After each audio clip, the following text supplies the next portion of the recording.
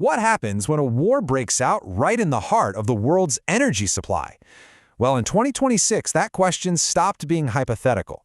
We're breaking down the 2026 Iran war, a conflict that sent massive shockwaves across the entire globe. Let's dive in. $110. That's how much a single barrel of oil cost just a few weeks into the war. It's a number that didn't just rattle the stock markets. It hit the wallets of everyday people, everywhere. But how on earth did we get here? To really get the impact, we've got to go back to the beginning. So what was the spark that lit this massive fire? The truth is, this wasn't a sudden explosion. The kindling had been piling up for years and years.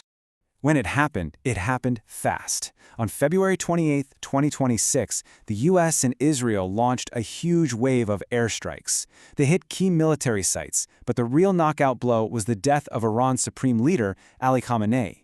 Iran's response was almost instant, and it was furious. A storm of missiles and drones that threw the whole region into open war in just a matter of hours. But, these strikes didn't come out of nowhere. They were the breaking point at the end of a very long fuse, and that fuse was lit by three big issues.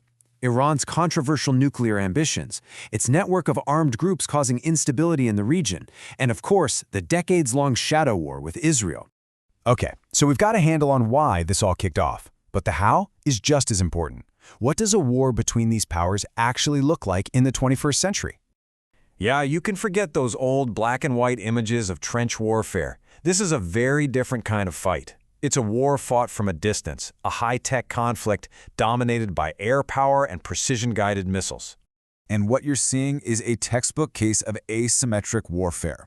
On one side, you have the US and Israel using their air superiority, launching over 5,000 targeted strikes to try and dismantle Iran's military. On the other side, Iran is hitting back with what it has, a huge arsenal of ballistic missiles and swarms of advanced drones, aimed right at US bases and critical infrastructure in the Gulf. And the sheer scale of Iran's retaliation is pretty staggering. We're talking more than 3,200 projectiles, a mix of powerful missiles and sophisticated drones that are rained down across the region. It's a clear message about their capabilities and their willingness to use them. And here's the thing about a fire like this. It just doesn't stay in one place. It doesn't respect borders. The conflict is spilling over, threatening key neighboring countries and a waterway that is absolutely vital to the entire world economy. You can see the battlefield getting wider every day. You've got drone strikes hitting ports and oil tankers in Oman. Missiles are flying toward U.S. military bases in Saudi Arabia and Kuwait. And right in the middle of all of it, the fighting is choking off one of the planet's most important shipping lanes, the Strait of Hormuz. So, what is the Strait of Hormuz? Well, on a map, it's just a narrow strip of water, but in reality, it's way more than that. You can think of it as the jugular vein of the world's energy supply. And why does this little strait matter so much? Because of this number, 20%. A full fifth of the entire world's daily oil supply passes right through it. So when this choke point is under threat, believe me, the entire global economy feels it. Which brings us to the economic fallout. Look, this isn't just some far-off regional conflict.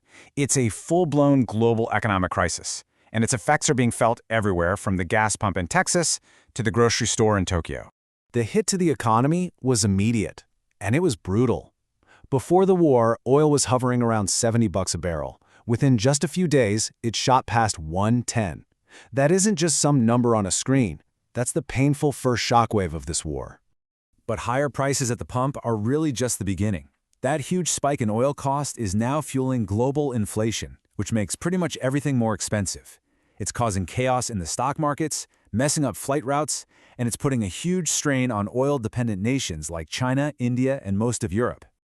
But the real price of any war isn't actually measured in dollars and cents. It's measured in human lives and in the loss of culture that can never be replaced. Already, thousands have been killed. It's easy to get lost in the numbers and the strategy, but we can't forget that behind all of this, a devastating human tragedy is playing out. And it isn't just lives being lost. We're getting reports that priceless World Heritage sites, like the incredible Golestan Palace and the Mesjid-e-Jameh of Isfahan, have been damaged. These aren't just buildings. They're treasures of our shared human civilization, and now they're at risk of being lost for good. So that brings us to the present moment. After weeks of intense fighting, where do things stand right now, and what in the world happens next? Right now, things are stuck in a very dangerous stalemate. Iran is still launching attacks, although not as frequently. Meanwhile, the US and Israel are continuing their air campaign. And in the background, you have global powers just desperately calling for a ceasefire, for a return to the negotiating table. And really, this sums up the two great fears that are hanging over everyone. First, the ongoing threat to the world's energy supply. And second, the terrifying possibility that this war could spiral completely out of control, pulling in even more countries and causing an even bigger catastrophe. And so, the world holds its breath.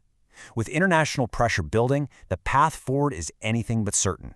Will diplomacy manage to pull everyone back from the brink? Or is the next move going to be the one that pushes this conflict into a truly catastrophic global crisis? That is the question that hangs over all of us.